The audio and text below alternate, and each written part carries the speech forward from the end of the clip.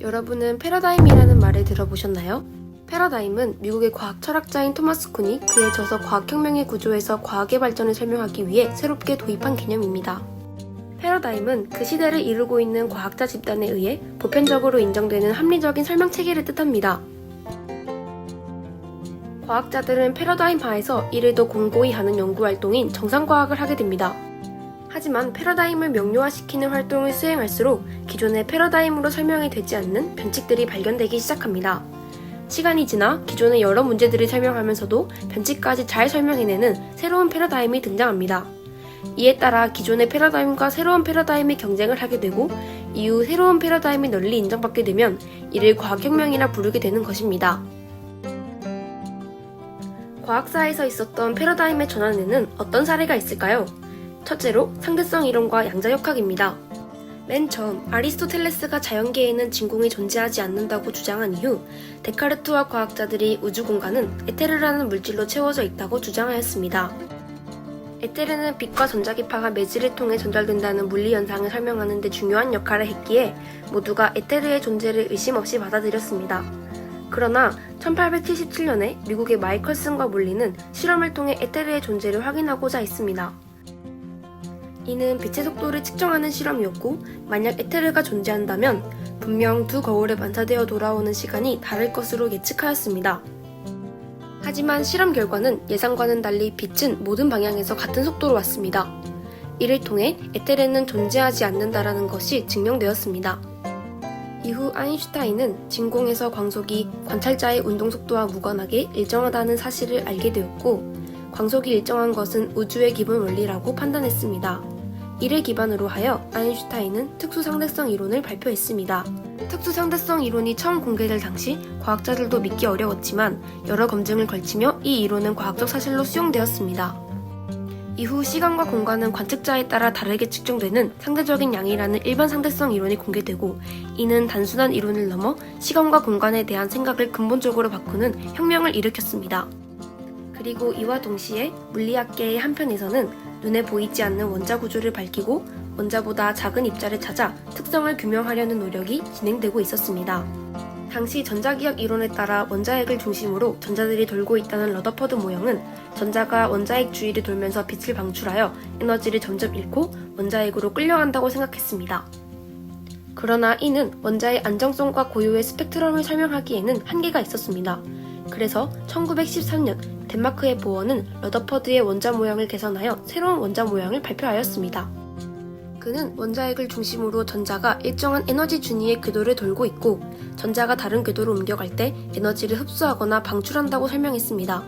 이러한 보어의 원자 모형은 러더퍼드의 원자 모형의 한계를 극복했고 원자 세계에서 소립자들의 운동을 설명하는 양자역학의 발전에 크게 기여하였습니다. 두 번째 사례는 자연 발생설과 생물 속생설입니다. 아리스토텔레스는 생물은 아무것도 없는 자연 상태에서 저절로 생겨날 수 있다고 믿었습니다. 이러한 이론을 자연 발생설이라고 불렀으며 미생물의 존재를 몰랐던 당시에는 이를 옳다고 생각했습니다. 하지만 사람들은 점점 자연 발생설을 의심하기 시작합니다. 레디와 스팔란차니 등 실험을 통해 자연 발생설을 반박하는 이들이 나타났고 그중 프랑스의 세균학자인 파스테르는 보다 세밀하게 실험을 설계하여 자연 발생설을 반박하고자 하였습니다. 마침내 파스테르는 백조목 플라스크 실험을 통해 자연 발생설이 옳지 않다는 것을 증명해내었습니다. 이 실험은 어떻게 진행되었을까요? 먼저 파스테르는 백조목 플라스크에 든 고기 스프를 가열하여 살균하였고 스프가 끓을 때 나온 수증기를 플라스크의 구부러진 목에 고이게 하였습니다. 여기서 이 물은 외부에 미생물을 가둠으로써 스프에 미생물이 들어가는 것을 막는 역할을 합니다. 살균된 스프는 몇 주가 지나도 미생물이 번식하지 않았고 이후 플라스크 목에 고여있던 물을 스프에 첨가하였더니 얼마 지나지 않아 스프에서 미생물이 번식하기 시작하였습니다. 이 실험을 통해 파스테르는 생물은 저절로 생기는 것이 아니라 모두 그 어버이로 인해 발생한다는 것을 증명해내었습니다. 이러한 이론을 생물 속생설이라고 합니다. 마지막 사례는 천동설과 지동설입니다. 천동설은 지구를 우주의 중심으로 생각하여 다른 천체들이 지구를 중심으로 하늘에서 돈다고 생각한 우주론입니다. 프톨레마이오스는 이러한 천동설을 정교화시켜 16세기까지 사람들은 천동설을 믿어왔습니다. 하지만 코페르니쿠스를 시작으로 태양을 중심으로 지구가 공전한다는 지동설이 등장하였습니다. 지동설은 천동설로는 쉽게 설명하지 못하던 화성의 역행 현상을 간단히 설명할 수 있었습니다. 지동설에 따르면 화성과 지구는 모두 태양을 중심으로 공전하고 있고 더 바깥쪽의 궤도를 도는 화성이 지구보다 공전 속도가 느리므로 지구에서 화성을 볼 때 역행하는 것처럼 보이는 것뿐이었습니다. 즉, 화성의 역행 운동은 실제 화성이 뒤로 가는 것이 아니라 단지 공전 속도 차이에 의한 겉보기 현상이었다는 것을 알 수 있습니다. 코페르니쿠스가 화성의 역행 현상을 지동설을 통해 쉽게 풀어냄으로써 이후 천동설은 그 입지를 점차 잃어갔고 지동설이 널리 믿겨지게 됩니다. 앞서 보았던 사례들처럼 기존의 패러다임은 더 합리적이고 새로운 패러다임으로 언제든지 교체될 수 있습니다.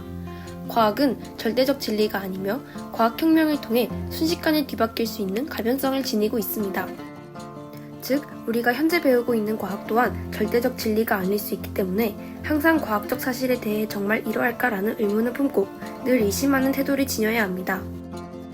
인간의 삶에 유익함을 준 힘에는 원자력, 자기력 등 다양한 힘이 있습니다.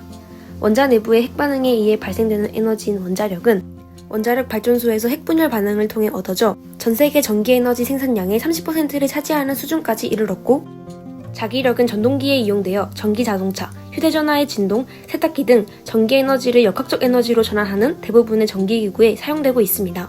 하지만 이러한 힘들보다 더 강력한 힘이 존재합니다. 바로 의심력입니다.